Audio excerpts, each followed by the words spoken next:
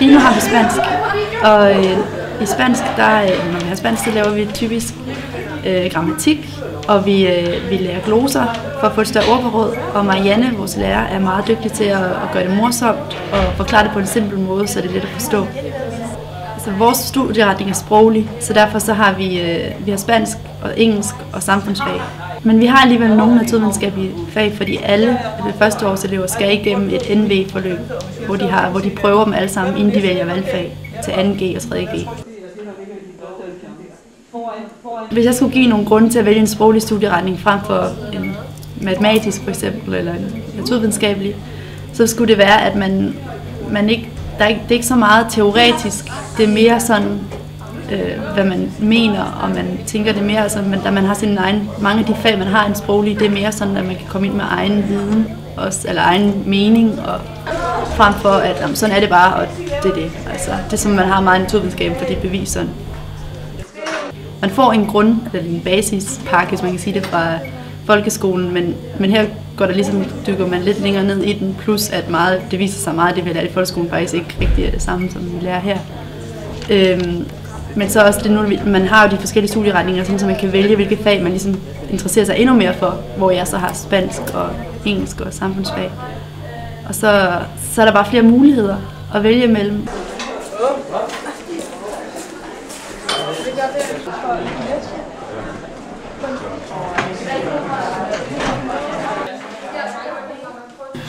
Lige nu har vi samfundsfag, hvor vi arbejder med socialisering og medialisering.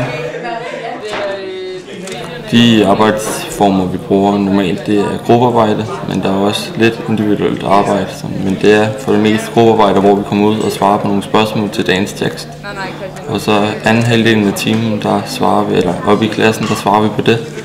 Og ligesom reflekterer over, hvad det er, vi har læst. Men et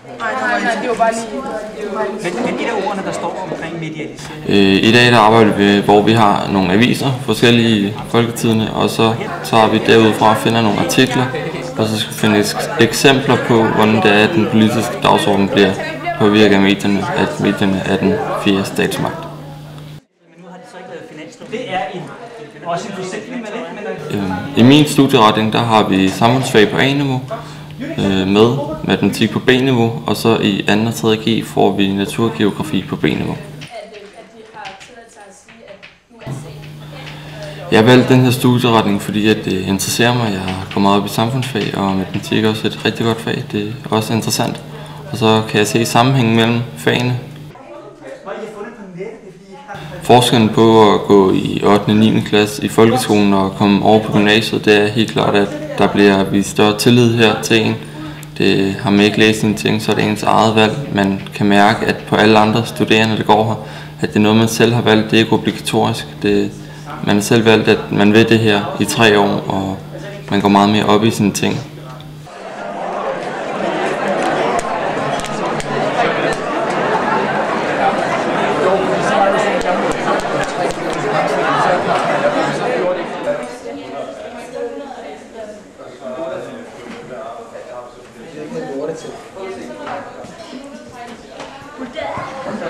Lige nu der har vi kemi, og vi laver en titrering med noget saltsyre i forbindelse med stoffers reaktionstid og hvordan det hænger sammen med koncentrationer og sådan noget. Og det skal vi så bruge til vores SRO, vores studieregningsopgave, vi skal aflevere her om små 3 uger.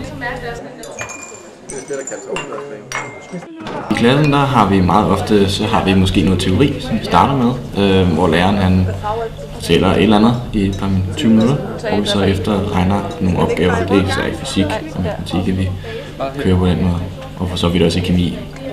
Men der er meget mere praktisk i kemi, man laver, og som nu er ved at forsøge. Jeg har matematik, fysik og kemi, og de fylder sådan en stor del af skemaet. Ikke kun i timer, men også mentalt, fordi man simpelthen har valgt det. Og derfor så går man naturligt op i det. Den kan stadig nå til de sidste 15 sekunder reagere. Ja, herinde. Lige præcis i pipetten. Når vi laver øvelser i kemi, så har vi som regel haft en time eller to teori før det. Og så har vi så delehold, sådan så at vi kommer i forskellige timer, sådan så der er plads og ro i laboratoriet. Og så finder man sådan meget hurtigt selv ud af, hvor tingene står, og så går man selv i gang og kører egentlig mest selv, mens læreren er rundt og stiller spørgsmål til, hvis man har nogen.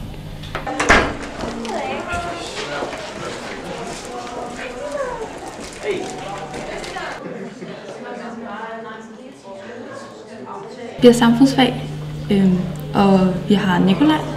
Samfundsfag er del af en større fagpakke, som det hedder KS, og det er samfundsfag og historie og religion. Vi har lige været på studietur i Berlin, og der har vi jo også skrevet opgave, synopsis i KS, omkring Hitler og 2. verdenskrig dengang, og hvordan det hele hang sammen med historie og religion og samfundsfag. Altså alle har jo næsten deres egen computer, så vi bruger jo rimelig meget IT, kan man sige, og vi går tit på nettet og skal skrive opgaver og finde information og sådan noget, også i timerne, men vi bruger ikke så meget skolens computer, men det er fordi vi har vores egen alle sammen.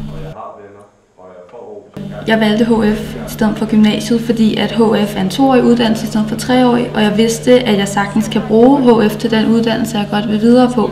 Så der var ingen grund til, at jeg skulle tage 3 år, når jeg kunne nøjes med 2, når jeg kan præcis det samme. Jeg vil godt være sygeplejerske, og så ud og arbejde i nogle ulande og vaccinere nogle børn og